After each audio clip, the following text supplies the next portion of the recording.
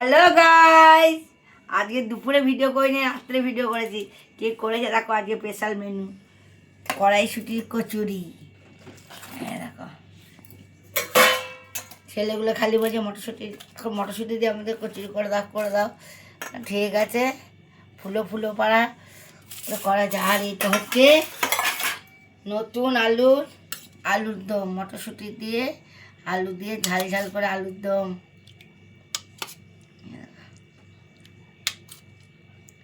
Saint উঠছে না, ভিডিওতে তো সেন্টে পাওয়া যাবে না, খালি দেখার নাম হয়ে যাবে। ছেলেগুলো মাইমাকে উদ্বাস্ত করে দিচ্ছে, করে দাও। ঠিক আছে, করে দেওয়া হোক তাহলে। এই করে দেওয়া হচ্ছে, খা। আলুর দম আর কচুরি, আর ওইটা বাবার আলুর দমটা আলাদা।